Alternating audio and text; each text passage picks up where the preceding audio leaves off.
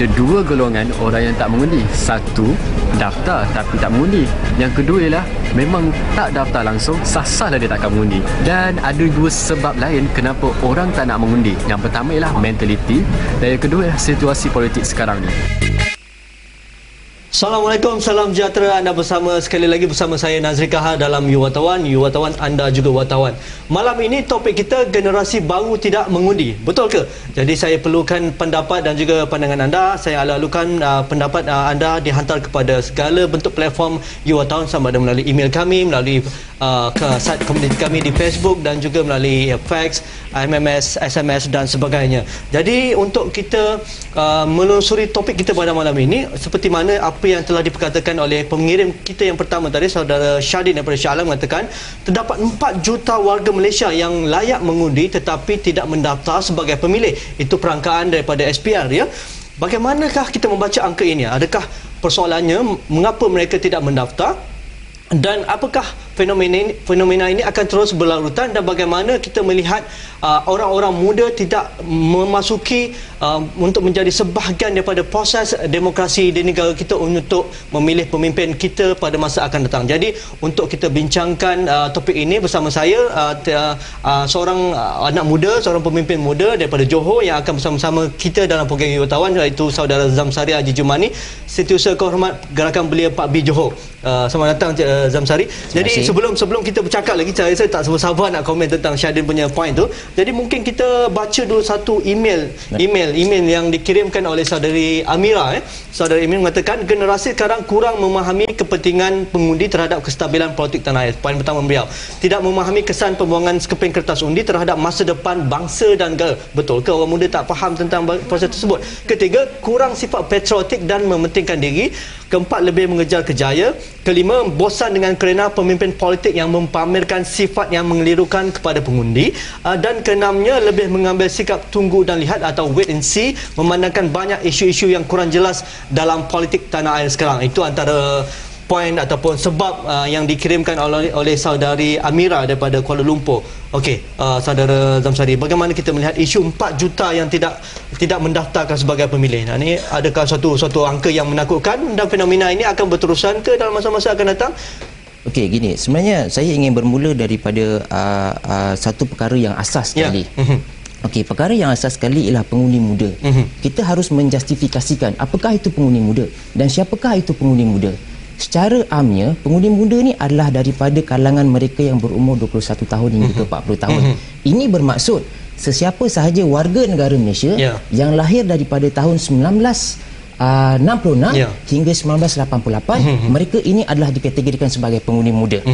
Okey, saya bersetuju dengan saudara Nazri tadi mengatakan bahawa sebanyak 4 juta pengundi. Itu angka daripada SPR, bukan saya cakap SPR. Okay. Saya pun telah mendapat sedikit kata orang figure daripada SPR siang tadi, merujuk sebenarnya kalau kita lihat penduduk Malaysia ni adalah 24 juta. 24 juta.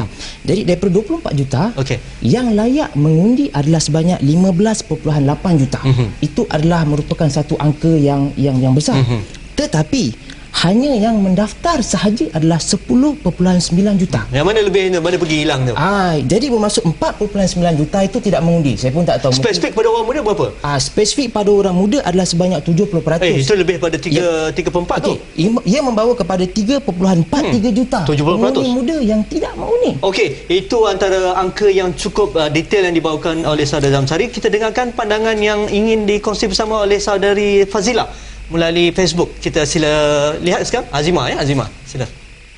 Generasi tak mengundi, mereka mempunyai banyak maklumat yang meyakinkan bahawa kerajaan yang memerintah sudah tidak elok, telah guna kuasa, bermain rasuah, tidak cekap, tidak profesional. Kita betul, apakah faktor yang menyebabkan sebagian pengundi yang layak tapi tak telah mengundi? Kerana kurangnya pembentukan semangat patriotisme di kalangan generasi ini. Sebenarnya memang perlu banyakkan promo dekat televisyen ke.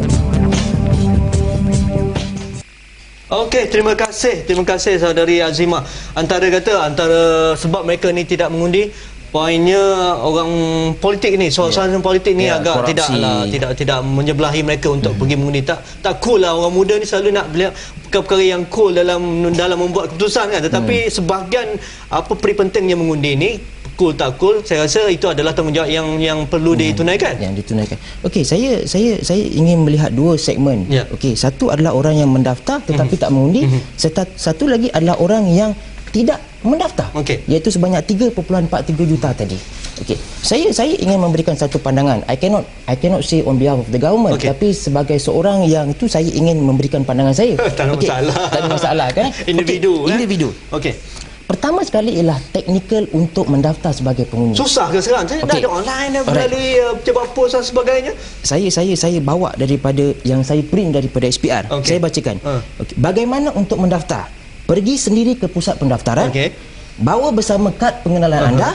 Pastikan borang A diisi dengan betul oleh petugas sebelum anda menandatangani borang, dan simpan satu salinan borang berkenaan sebagai bukti pendaftaran anda. Ini adalah bagaimana untuk mendaftar. Di mana boleh mendaftar? Masalah satu lagi. Ini saya rasa tak perlu nak cakap lah, online dan sebagainya perlu dipikirkan. Pertama, Ibu Pejabat Suruhanjaya Pilihan Raya jauh tu Putrajaya.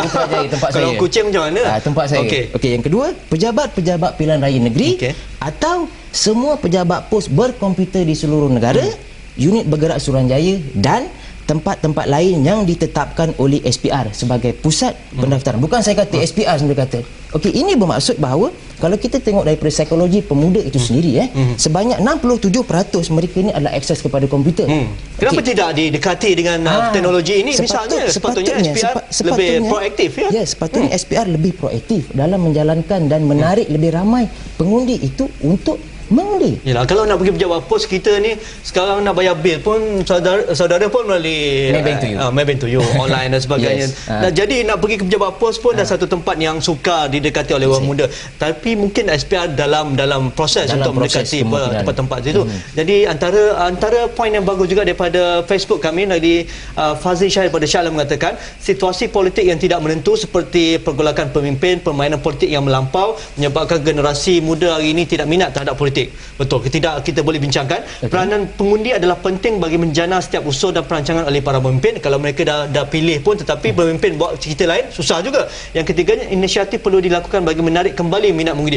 Mungkin dulu mereka minat, sekarang tak minat. Jadi kita perlu rehat sebentar, hantarkan pendapat pandangan anda dalam topik generasi muda tidak mengundi ke You Wartawan. Kita rehat sebentar, jumpa lagi selepas ini. Jangan ke mana-mana.